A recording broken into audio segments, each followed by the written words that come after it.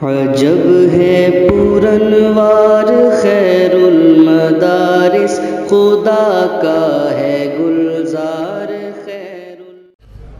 الحمدللہ وحدہ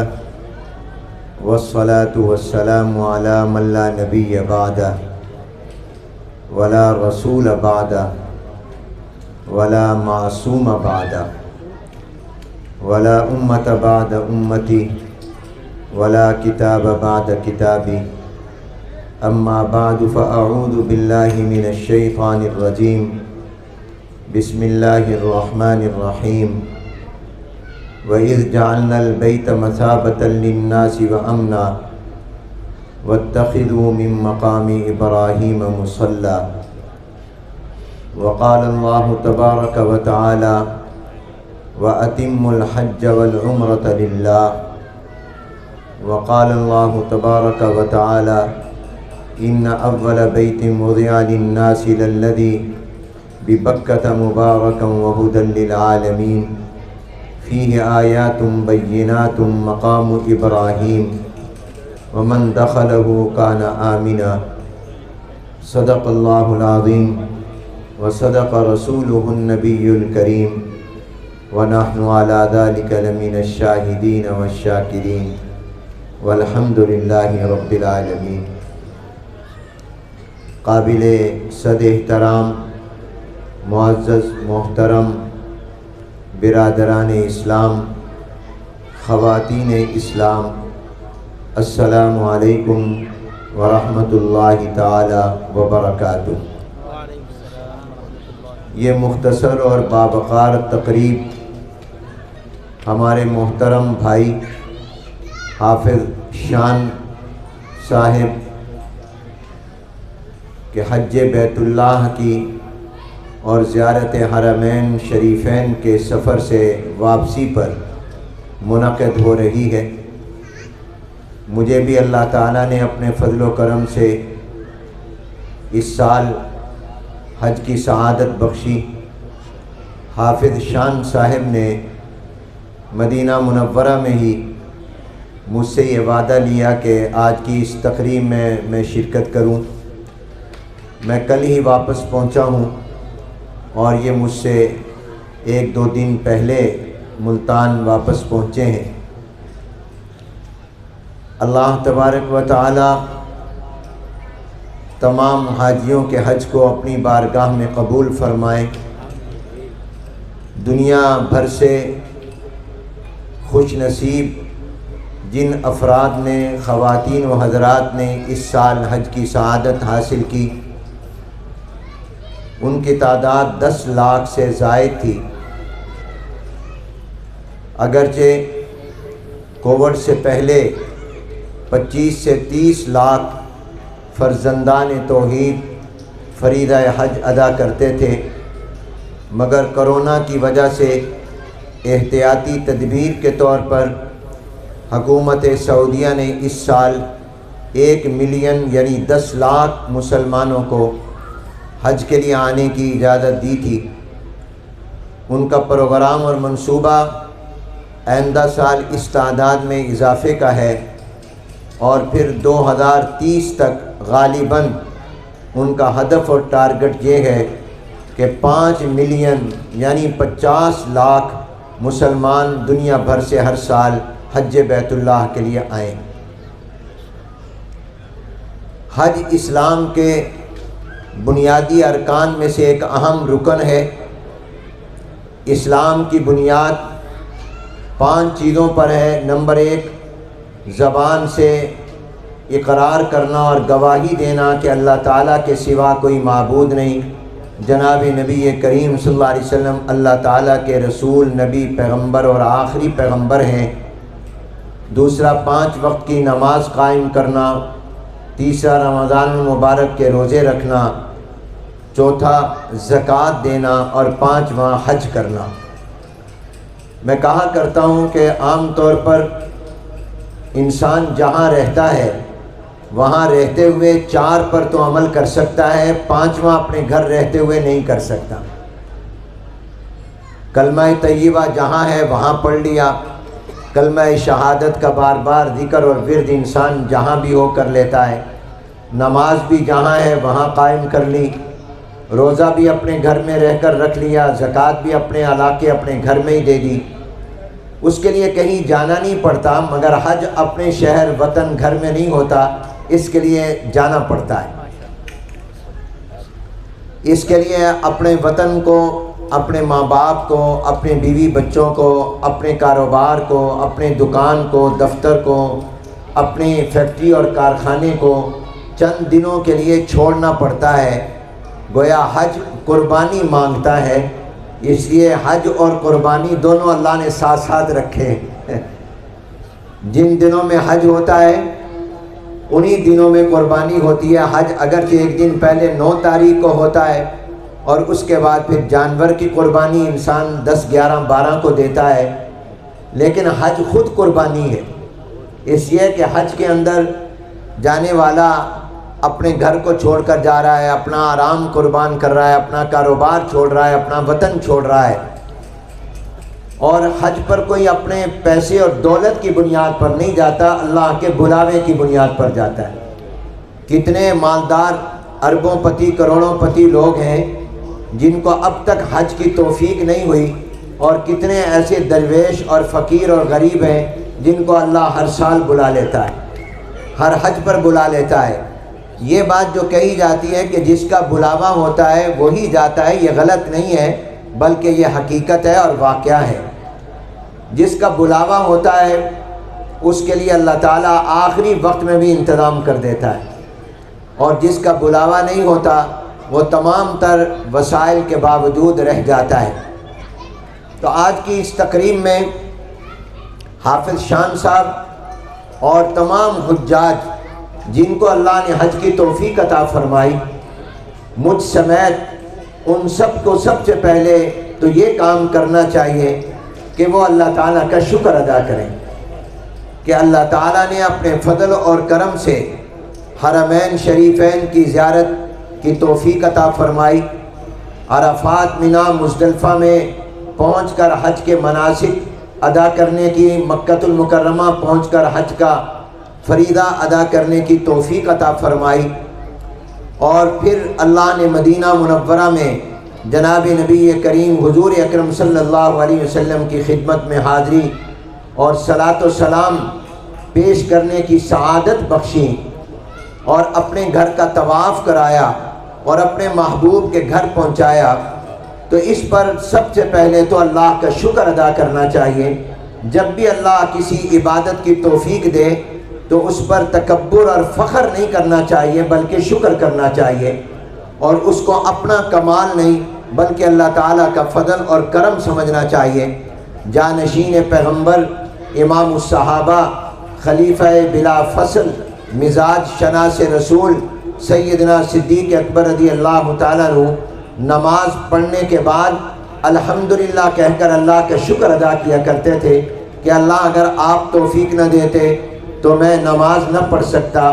آپ نے مجھے نماز کی توفیق عطا فرمائی تو اس پر میں آپ کا شکر ادا کرتا ہوں۔ تو اس لیے پہلا کام تو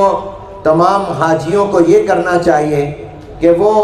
اسے اپنا کمال نہیں بلکہ اللہ کا فضل سمجھیں، اور اس پر اللہ تعالیٰ کا شکر ادا کریں کہ اللہ آپ نے توفیق عطا فرمائی، اگر آپ کی مدد اور توفیق نہ ہوتی تو میں کبھی بھی مکۃ المکرمہ اور مدینہ طیبہ نہ پہنچ سکتا، پہنچ بھی جاتا تو وہاں پہنچ کر خدا نخواستہ بیمار ہو جاتا، کوئی نہ کوئی مجھے عذر لاحق ہو جاتا تو میں حج نہ کر سکتا۔ آپ نے مجھے حج کی توفیق دی تو پہلی چیز اللہ کا شکر ادا کرنا ہے۔ دوسری چیز، ہمارا حج یقیناً کوتاہیوں اور بہت سی غلطیوں والا ہوتا ہے۔ ہم یہ دعویٰ نہیں کر سکتے کہ ہم سے ہمارے حج میں کوئی غلطی نہیں ہوئی، بہت سی انسان سے کمی رہ جاتی ہے، کوتاہی رہ جاتی ہے۔ جیسا حج اللہ کو پسند، اللہ کو محبوب اور مطلوب ہے، ویسا حج ہم نہیں کر سکے، تو اس پر ہمیں اللہ سے معافی مانگنی چاہیے، استغفار کرنا چاہیے کہ اے اللہ مجھ سے اس حج کے فرض کو ادا کرنے میں اور مدینہ منورہ کی حاضری میں جو کمی کوتاہی ہو گئی ہو، ادب میں، احترام میں، میں وہاں پر جا کر وہ عبادت اس طرح نہ کر سکا جس طرح مجھے کرنی چاہیے تھی، تو اس پر اللہ سے معافی مانگنی چاہیے، استغفار کرنا چاہیے۔ سیدنا صدیق اکبر رضی اللہ تعالیٰ عنہ کا یہ معمول بھی تھا کہ وہ نماز کا سلام پھیرنے کے بعد شکر کے طور پر الحمدللہ بھی کہتے تھے، اور نماز میں کمی کوتاہی جو ہو گئی اس پر استغفار بھی کرتے تھے اور استغفر اللہ بھی کہتے تھے۔ اس لیے جب بھی اللہ کسی نیک عمل کی توفیق عطا فرمائے، آپ نے صدقہ خیرات کیا، آپ نے ہسپتال بنایا، آپ نے مسجد بنائی، آپ نے کوئی غریبوں کی مدد کر دی، تو اس پر سب سے پہلے اللہ کا شکر ادا کیا کریں۔ پھر جیسا حق تھا ویسا نہیں کر سکے تو اس پر اللہ سے معافی مانگا کریں، استغفار کیا کریں۔ تو یہ مقام شکر بھی ہے اور مقام توبہ اور استغفار بھی ہے، یہ شکر کا موقع بھی ہے اور توبہ اور استغفار کا موقع بھی ہے۔ تو دوسرا کام حافظ شان صاحب کو اور مجھے بھی اور تمام حاجیوں کو یہ خاص طور پر کرنا ہے کہ ہم اللہ سے معافی مانگیں، توبہ کریں، استغفار کریں۔ ایک بندہ اللہ کے گھر کا طواف کر رہا تھا اور اس کی ایک آنکھ پر پٹی بندھی ہوئی تھی، اور دوران طواف یہ کہہ رہا تھا، اللہ تو اپنی ناراضگی ختم کر دے، اے اللہ تو اپنی ناراضگی ختم کر دے، اے اللہ تو مجھے معاف کر دے۔ جب اس کا طواف پورا ہوا تو اس سے کسی نے پوچھا کہ تو نے ایک تو یہ بتا کہ اپنی آنکھ پر پٹی کیوں باندھی ہوئی ہے، اور تو یہ جملہ کیوں کہہ رہا ہے اللہ اپنی ناراضگی ختم کر دے؟ تو اس نے کہا وجہ اس کی یہ ہے کہ ایک مرتبہ میں طواف کر رہا تھا، تو طواف میں مرد اور عورت اکٹھے ہوتے ہیں، دنیا کی خوبصورت ترین اور حسین ترین عورتیں بھی طواف کر رہی ہوتی ہیں، اور وہ چونکہ حج میں یہ ہوتا ہے کہ عورت کے چہرے پر کپڑا نہ لگے، اگرچہ بہت سی عورتیں تو ہیڈ لگا لیتی ہیں تاکہ مسئلے پر عمل بھی ہو جائے، پردہ بھی رہے، ورنہ چہرے پر عورت کا احرام یہ ہوتا ہے کہ اس کے چہرے پر کپڑا نہیں لگنا چاہیے جب تک کہ وہ حالت احرام میں۔ تو اس لیے بہت سی عورتوں کے چہرے ننگے ہوتے ہیں، اور دنیا کی حسین ترین عورتیں وہاں آتی ہیں، پوری دنیا سے لوگ آتے ہیں، اور وہ طواف مرد عورت اکٹھے کر رہے ہوتے ہیں۔ تو وہ کہنے لگا کہ میرا ایک عورت پر نظر پڑ گئی، خوبصورت عورت تھی، میں اس کو دیکھنے لگا تو مجھے غیب سے آواز آئی، شرم نہیں آتی یہاں آ کر بھی اوروں کو دیکھتا ہے، یہاں آ کر بھی تو غیروں کو دیکھتا ہے، تیری نظر تو اللہ پر ہونی چاہیے، تیری نظر دوسروں پر ہے۔ کہا یہ اللہ کی ناراضگی ہوئی اور میری ایک آنکھ جو تھی وہ ضائع ہو گئی اور میری ایک آنکھ کی بینائی ختم ہو گئی، اس لیے میں نے اپنی آنکھ پر پٹی باندھی ہوئی ہے، اور میں اللہ سے کہہ رہا ہوں اللہ معاف کر دے، اللہ معاف کر دے، اللہ معاف کر دے، اپنی ناراضگی دور کر دے۔ تو اس بنا پر انسان سے بہت سی غلطیاں حج میں ہو جاتی ہیں، تو اس پر معافی مانگنی چاہیے، استغفار اور توبہ کرنی چاہیے کہ اللہ ہم سے حج میں جو کمی کوتاہی ہوگی اس کو معاف کر دے۔ تیسرا کام حج سے آنے والوں کو یہ کرنا چاہیے خاص طور پر کہ وہ اللہ سے دعا کریں کہ اللہ تو ہمارے حج کو قبول کر لے، اس لیے کہ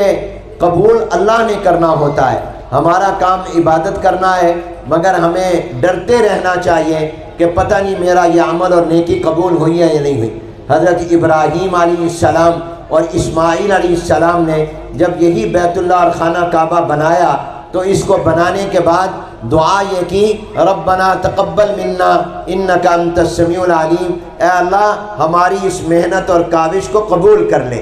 تو اس سے یہ معلوم ہوا کہ جب بھی اللہ کسی اچھے عمل کی توفیق عطا فرمائے تو اس پر دعا کرنی چاہیے کہ اللہ میری اس نیکی کو، میری اس عبادت کو، اور میری اس حاضری کو، اور میرے حج کو، میرے طواف کو، میرے عمرے کو، ان کو قبول کر لے، اور اللہ میری دعاؤں کو قبول کر لے۔ تو تیسرا کام حاجی کو یہ کرنا چاہیے کہ وہ دعا کرے کہ اللہ میری دعا قبول، میرے حج کو قبول کر لے اور میرے حج کو حج مبرور بنا دے۔ حج مبرور کون سا ہوتا ہے؟ حج مبرور وہ ہوتا ہے جس میں کوئی گناہ نہ ہو، حج مبرور وہ ہوتا ہے جس میں لڑائی جھگڑا نہ ہو، حج مبرور وہ ہوتا ہے جس میں کوئی ادب کی خلاف ورزی نہ ہو، اور حج مبرور اگر کسی کو نصیب ہو جائے، عام لفظوں میں کہہ لیں مقبول حج، تو اس کا درجہ اتنا اونچا ہے کہ حضور علیہ السلام نے فرمایا کہ حج مقبول کا بدلہ جنت کے سوا کچھ نہیں، اس کا انعام جنت ہے۔ اور ایک حدیث میں آتا ہے جناب نبی کریم صلی اللہ علیہ وسلم نے فرمایا وہ حاجی جو اپنے حج میں جھگڑا نہ کرے، جو اپنے حج میں کسی سے لڑائی نہ کرے، جو اپنے حج میں کوئی گناہ نہ کرے، جو اپنے حج میں گناہ اور بے حیائی کی باتیں بھی نہ کرے، تو فرمایا وہ جب واپس آتا ہے تو اس طرح پر گناہوں سے پاک صاف ہو کر آتا ہے جیسے ماں کے پیٹ سے پیدا ہونے کے دن کی طرح تھا۔ رجع کیوم ولدتہ امہ، جس دن ہماری ماں نے ہمیں جنا تھا، ہمارے جسم پر کوئی گناہ نہیں تھا۔ اور حاجی بھی جب آتا ہے تو گناہوں سے اس طرح پاک صاف ہو کر آتا ہے۔ تو اس طرح پر یہ اس کو دعا کرنی چاہیے کہ اللہ میرے حج کو حج مبرور بنا دے، میرے حج کو حج مقبول بنا دے۔ اور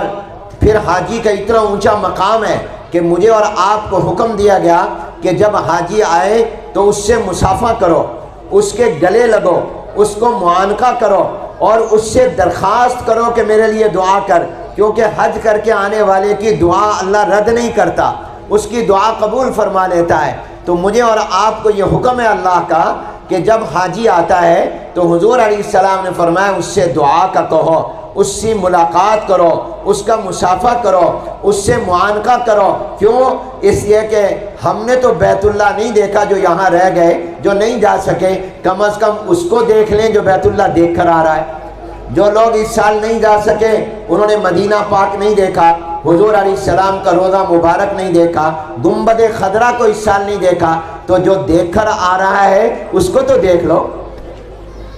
تو جو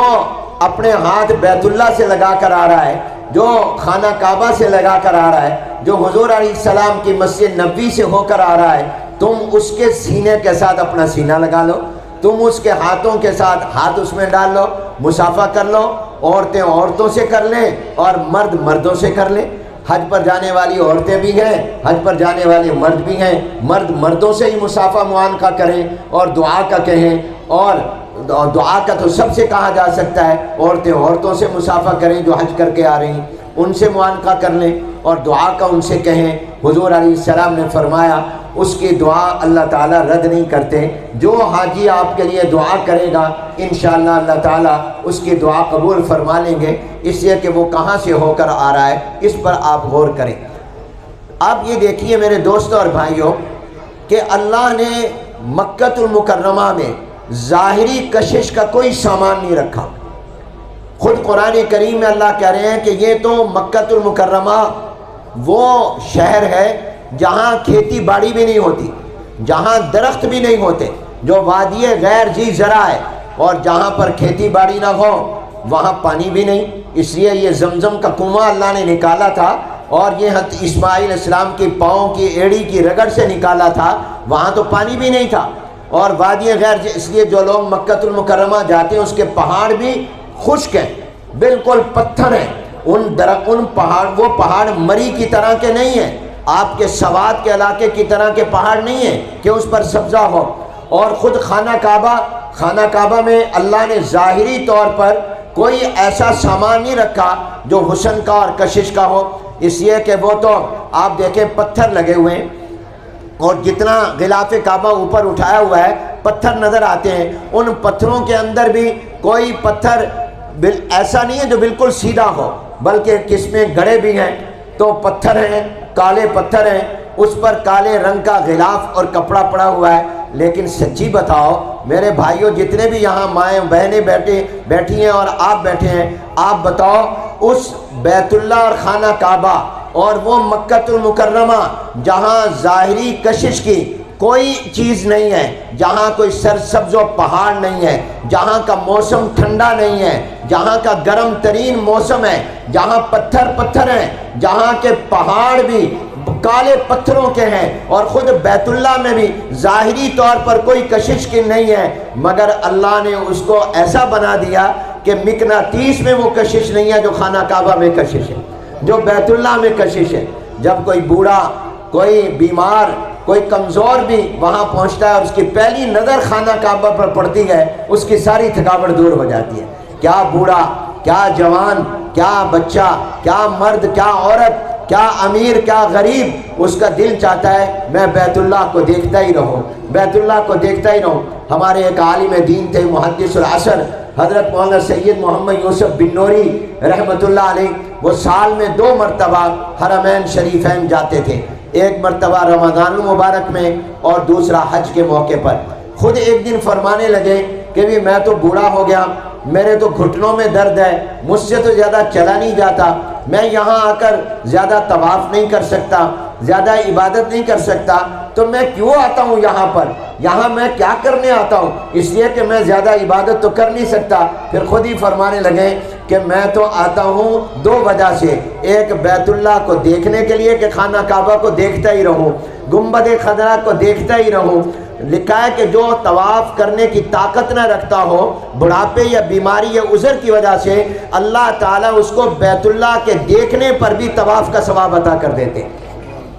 بیت اللہ کا دیکھنا بھی عبادت ہے۔ جناب نبی کریم صلی اللہ علیہ وسلم اعلان نبوت سے پہلے آپ نے اپنے پیغمبر ہونے کا اعلان ابھی نہیں کیا تھا، تو حضور عبادت کیا کرتے تھے غار حرا میں جا کر۔ یہ غار حرا بیت اللہ سے تقریباً 2.5-3 میل یا کم و بیش فاصلے پر ہے۔ اب تو مکہ المکرمہ کی آبادی اس سے بھی آگے چلی گئی۔ یہ ایک پہاڑ ہے، اس پہاڑ کے اندر جو غار ہے اس کو غار حرا کہتے ہیں۔ حضور یہاں عبادت کیا کرتے تھے۔ تو وہاں علماء نے یہ سوال اٹھایا کہ حضور علیہ السلام نے اس پہاڑ کا انتخاب کیوں کیا اور اس غار کا انتخاب کیوں کیا؟ مکے میں تو بہت پہاڑ ہیں، تو اس کی وجہ کیا ہے؟ آپ غار حرا میں آ کر کیوں اللہ کی عبادت کرتے تھے؟ تو وجہ اس کی یہ لکھتے ہیں کہ اس لیے کہ اس غار حرا سے بیت اللہ سامنے نظر آتا تھا، تو حضور چاہتے تھے کہ میں یہاں بیٹھ کر عبادت بھی کرتا رہوں، بیت اللہ کو دیکھنے کی عبادت کے مزے بھی لیتا رہوں، اس لیے آپ غار حرا میں جا کر عبادت کرتے تھے۔ تو غار حرا تو بیت اللہ کو دیکھنا بھی عبادت ہے۔ تو حضرت بنوری رحمۃ اللہ علیہ فرمانے لگے میں تو بیت اللہ کو دیکھنے کے لیے آتا ہوں، گنبد خضرا کو دیکھنے آتا ہوں، حضور علیہ السلام کے روضہ پاک کو دیکھنے آتا ہوں۔ بڑھاپے کی وجہ سے عبادت، یہ تو اس کے بعد حالانکہ وہ بڑھاپے میں بڑی عبادت کرتے تھے، مگر وہ اپنی عبادت کو کم سمجھتے تھے۔ آج ہم تھوڑی کریں زیادہ سمجھتے ہیں، اللہ والے زیادہ کرتے تھے تھوڑی سمجھتے تھے، وہ اپنی عبادت کو تھوڑا خیال کرتے تھے۔ تو فرمایا میں تو بیت اللہ دیکھنے آتا ہوں، اور دوسرا فرمایا میں تو اس لیے آتا ہوں کہ میری بیٹری چارج ہو جائے، میں اپنی بیٹری چارج کرنے آتا ہوں۔ جیسے آپ اپنی گاڑی کی بیٹری چارج کرتے ہیں، اوور ہالنگ کراتے ہیں، موبائل فلٹر تبدیل کرتے ہیں تاکہ گاڑی کی سروس ہو جائے، فرمایا میں بھی اپنی سروس کے لیے آتا ہوں، مگر اپنے جسم کی سروس نہیں، روح کی سروس کے لیے آتا ہوں۔ میں اپنی روحانی بیٹری، اپنے ایمان کی بیٹری، اپنے اخلاص کی بیٹری، اپنے تقوی کی بیٹری، اللہ کی محبت کی بیٹری، حضور علیہ السلام کی محبت کی بیٹری، میں اس کو چارج کرنے کے لیے آتا ہوں کہ جب میں حرمین آتا ہوں تو میری ایمان والی بیٹری چارج ہو جاتی ہے۔ آپ دیکھ لیں جو حاجی آتا ہے، آ کر ماشاءاللہ اللہ استقامت نصیب فرمائے، وہ کئی دن تک اس کے برکات رہتے، اللہ کرے ساری زندگی رہے کہ وہ نماز پابندی سے پڑھتا ہے کیونکہ بیٹری چارج ہوئی ہوتی، مسجد جاتا ہے اللہ سے ڈرتا ہے کیونکہ وہ اپنی ایمان والی بیٹری چارج کر کے آیا ہوتا ہے۔ تو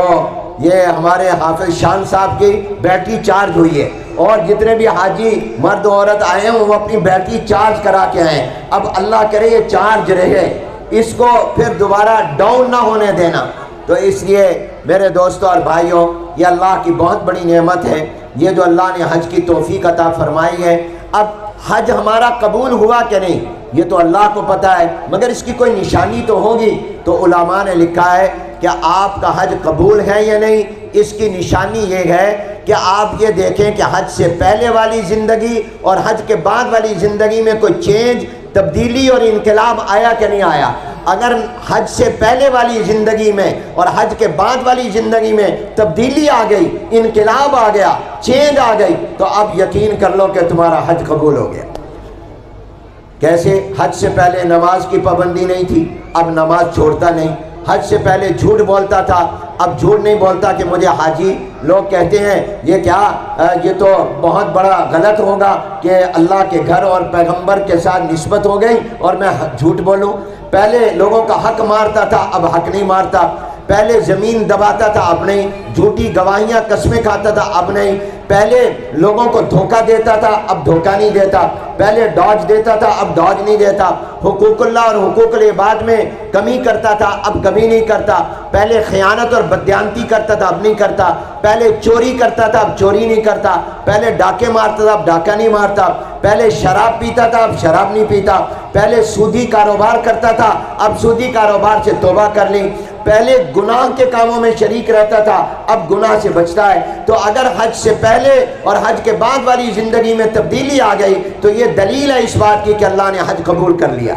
یہ دلیل ہے، علامت ہے اس بات کی کہ اللہ نے حج قبول فرما لیا۔ اللہ ہم سب کے حج کو ہماری زندگیوں میں تبدیلی کا اور انقلاب کا ذریعہ بنا دے۔ ابھی مجھے میرے عزیز بتا رہے تھے، غالباً علامہ جلال الدین سیوطی رحمۃ اللہ علیہ فرماتے ہیں کہ جو مکے سے آئے وہ یہ کہہ سکتا ہے کہ میں ابراہیم علیہ السلام سے مل کر آیا ہوں، اور جو مدینے سے ہو کر آئے کہہ سکتا ہے کہ میں حضور اکرم صلی اللہ علیہ وسلم سے مل کر آیا ہوں، میں حضور سے ملاقات کر کے آیا ہوں۔ اور میں اس میں تھوڑا سا اضافہ بھی کرتا ہوں کہ اگر صحیح معنوں میں اللہ کی عبادت کر کے آیا ہے تو وہ یہ بھی کہہ سکتا ہے کہ میں اللہ سے مل کر آیا ہوں، میں صرف بیت اللہ دیکھ کر نہیں آیا، میں بیت اللہ کے لیے نہیں گیا تھا، میں تو اللہ کے لیے گیا تھا، میں رب البیت کے لیے گیا تھا۔ اور حج کا پیغام کیا ہے آخر میں سمجھ لو، حج کا پیغام بندگی اور عبدیت ہے۔ حج کا پیغام یہ ہے کہ تم نے اللہ کے حکم پر چلنا ہے،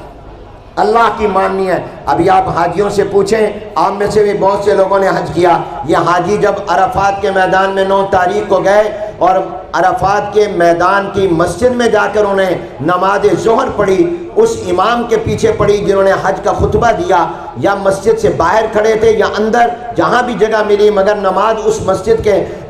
تابع ہو کر پڑھی، تو انہوں نے ظہر کے نماز میں ساتھ سلام پھیرتے ہی ظہر کے وقت میں عصر کی نماز بھی پڑھی، ابھی وقت نہیں آیا، وقت سے پہلے پڑھی۔ اور مزدلفہ جب پہنچے تو مغرب کی نماز قضا ہو گئی اور بغیر مغرب کی نماز پڑھے عرفات سے گئے، غروب آفتاب کے بعد گئے، مگر مغرب کی نماز پڑھنے کی اجازت اللہ نے نہیں دی، فرمایا بغیر نماز پڑھے جاؤ۔ اب مزدلفہ پہنچیں گے قضا ہو جائے گی، اللہ نے فرمایا بھلے قضا ہو جائے، وہاں جا کے پہلے مغرب پڑھنا پھر عشاء کی نماز پڑھنا۔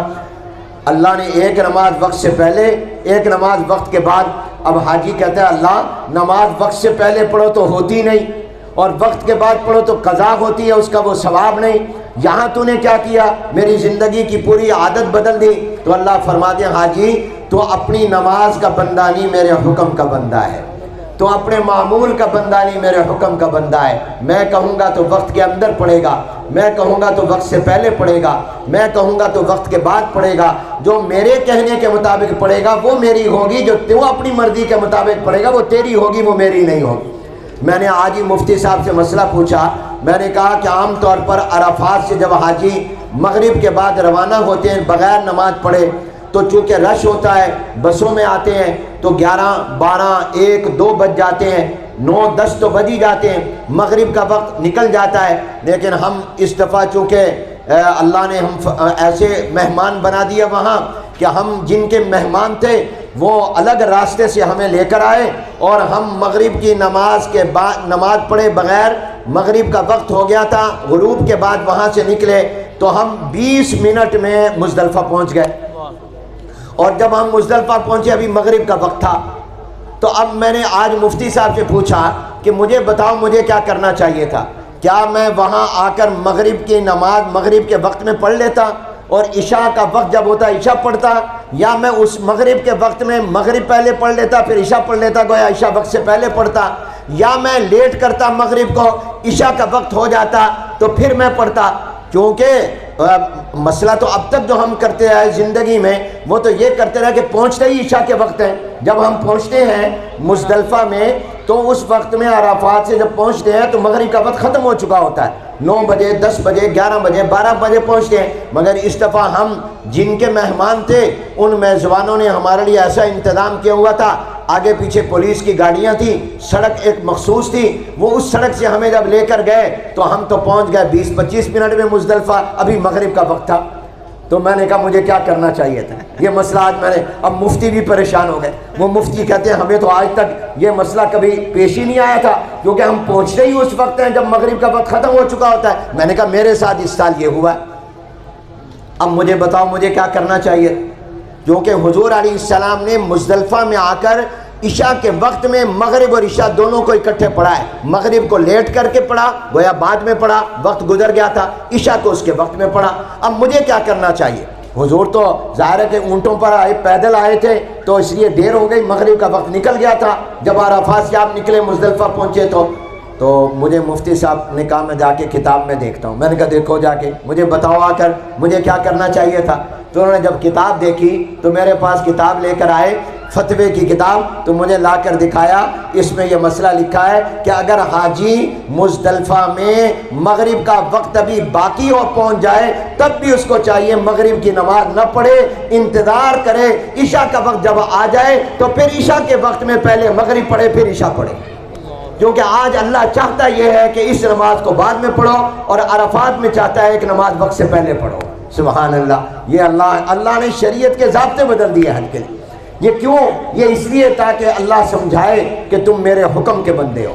تم نے میرے حکم پر چلنا ہے, تم نے میری مرضی پر چلنا ہے, تم نے اپنی روٹین پر نہیں چلنا, تم نے اپنے معمول پر نہیں چلنا. ایک بات یاد رکھو, کسی جگہ میں, کسی وقت میں, کسی عمل میں کوئی چیز نہیں ہے جب تک میرے اللہ کا حکم اس کے ساتھ نہ آ جائے. آپ جگہ دیکھیں, عرفات اب بھی ہے, مینا اب بھی ہے, مزدلفہ اب بھی موجود ہے, لیکن اب اگر کوئی جائے تو حج ہوگا؟ نہیں ہوگا. کیوں؟ عرفات کا میدان تو ہے, مگر اب جانے والے کے لیے وہاں حج ہو جائے یہ اللہ کا حکم نہیں آیا. اللہ کا حکم ہے 9 تاریخ کو, سال میں ایک مرتبہ. معلومات جگہ کے اندر جگہ تو وہ موجود ہے, لیکن جگہ میں کچھ نہیں ہے جب تک میرے اللہ کا حکم نہ آ جائے. اسی طرح وقت میں, اب مغرب کا وقت, مغرب کی نماز مغرب کے وقت میں, عصر کے وقت میں, اللہ نے کہا اس وقت میں بھی یہ عظمت آئی ہے میرے حکم کی وجہ سے, اور اگر میرا حکم نہیں ہوگا تو آپ یہی عصر کی نماز ظہر کے وقت میں پڑھیں گے اور مغرب کی نماز عشاء کے وقت میں پڑھیں گے. تو معلومہ وقت کا ٹائم میں بھی کوئی چیز نہیں ہے جب تک میرے اللہ کا حکم نہ آئے. اب نماز کتنا بڑا عمل ہے, مگر اللہ نے منع کر دیا, سورج نکل رہا ہو, ڈھل رہا ہو, ڈوب رہا ہو, نماز نہ پڑھو. بھئی نماز جیسی نیکی, روزہ کتنی پیاری عبادت ہے, مگر اللہ نے منع کر دیا عید کے دن روزہ نہیں رکھنا. تو معلوم ہوا کسی نیکی اور عمل میں اپنی ذات میں کچھ نہیں رکھا, کسی جگہ میں اپنے ذات میں کچھ نہیں رکھا, کسی وقت میں اپنی ذات کے اعتبار سے کچھ نہیں رکھا. جو کچھ ہے وہ میرے اللہ کے حکم میں رکھا ہے. میرے اللہ کا حکم آ جائے جگہ بابرکت ہو گئی, میرے اللہ کا حکم آ جائے وقت بابرکت ہو گیا, میرے اللہ کا حکم آ جائے عمل قبول ہو جائے گا, میرے اللہ کا حکم نہیں ہوگا تو نہیں ہوگا. تو اس لیے میرے دوستوں اور بھائیوں, تو اس لیے میں بات کو پورا کرتا ہوں, اس لیے کہ آپ نے کھانا بھی کھانا ہے. بس ایک آخری بات, میں حج میں تھا, ہمارے ساتھ ایک ڈاکٹر تھے, یہ چند سال پہلے کی بات ہے, ایبکاباد کے. تو مجھ سے کہنے لگے مولانا حنیف صاحب یہاں آ کر بڑا دل کرتا ہے عبادت کرنے کو, نیک اعمال کرنے کو, قرآن پڑھنے کو, درود پاک پڑھنے کو, لیکن جب پاکستان جائیں گے تو پاکستان جانے کے بعد چند دن تک تو یہ کیفیت رہتی ہے کہ دل نیکی کو چاہتا ہے, لیکن آہستہ آہستہ یہ جذبہ مدھم ہو جاتا ہے. تو پھر نماز میں بھی سستی, نیک اعمال میں بھی سستی. تو آپ مجھے کوئی ایسا نسخہ بتائیں کہ واپس جانے کے بعد پوری زندگی میری طبیعت میں یہ جذبات باقی رہیں, یہ کیفیتیں باقی رہیں. میں نے کہا آپ ڈاکٹر ہیں, میں آپ سے آپ کی زبان میں بات کرتا ہوں اور آپ سے پوچھتا ہوں کہ آپ مجھے بتائیے کہ اگر کوئی آدمی تندرست رہنا چاہتا ہو اور وہ چاہے مجھے کوئی بیماری نہ لگے تو اس کو کیا کرنا چاہیے؟ تو کہنے کہ اس کو 2 کام کرنے چاہیے. ایک کام یہ کرنا چاہیے کہ کسی نہ کسی ڈاکٹر کے ساتھ رابطہ رکھے, وقتاً فوقتاً اس کو چیک کراتا رہے. نمبر 2, ڈاکٹر کے مشورے سے ٹیسٹ کراتا رہے, شوگر کا ٹیسٹ, بلڈ پریشر کا ٹیسٹ, اپنے دل کا ٹیسٹ, جگر کا ٹیسٹ, گردوں کا ٹیسٹ, جیسے ڈاکٹر بتائے وہ ٹائم ٹو ٹائم ٹیسٹ بھی کراتا رہے, ڈاکٹر سے رابطے میں رہے, تو اس کا جسم انشاءاللہ بیماریوں سے محفوظ رہے گا, تندرست رہے گا. میں نے کہا ڈاکٹر صاحب یہی 2 چیزیں ہیں, اگر حاجی چاہتا ہے کہ جو کیفیتیں میری مکہ مدینہ میں بنی ملتان آ کر بھی ساری زندگی باقی رہے تو 2 کام وہ کر لے. کہنے کہ کیا؟ میں نے کہا ایک روحانی ڈاکٹر علماء اللہ والوں سے دوستی لگا کے رابطہ رکھے, اور دوسرا ان سے چیک کراتا رہے کہ میرے اندر تکبر تو نہیں آ رہا, میرے اندر گناہ کی طرف شوق تو نہیں آ رہا, میرے اندر کہیں کوئی ریاکاری اور دکھلاوا تو نہیں آ رہا. تو اس طرح پر وہ اپنی روح کا ٹیسٹ کرتا رہے, جیسے جیسے جسم کا ٹیسٹ ہے روح کا ٹیسٹ بھی ہوتا رہے، جیسے جسم کے ڈاکٹر ہیں روح کے بھی ڈاکٹر اور دل کے بھی ڈاکٹر ہیں، ان سے بھی رابطہ رکھیں تو انشاءاللہ یہ جذبات اور کیفیات ہمیشہ باقی رہیں گے۔ اللہ تبارک و تعالی ہم سب کے حج کو قبول فرمائے۔ اب دعا کر لیں، کیونکہ حاجی سے دعا کا حکم ہے، تو آپ سب حضرات اب دل سے دعا مانگ لیں، اور پھر یہ کہ آپ حضرات کے لیے جو انتظام ہوا ہے ان کے لیے بھی دعا کریں۔ خاص طور پر یہ ہمارے جو بھائی ہیں حافظ شان اور ان کے جتنے بھائی ہیں، اللہ ان بھائیوں میں محبت اور پیار رکھے اور اتفاق رکھے، اور اللہ تعالیٰ ان کے والدین جو ہیں ان کو اللہ تبارک و تعالیٰ ان کے درجات ہمیشہ بلند رکھے، ان کے والد کی اللہ تعالیٰ عمر میں زندگی میں برکت عطا فرمائے، اور والدہ اللہ کو پیاری ہو گئی ان کی بخشش اور مغفرت اللہ فرمائے۔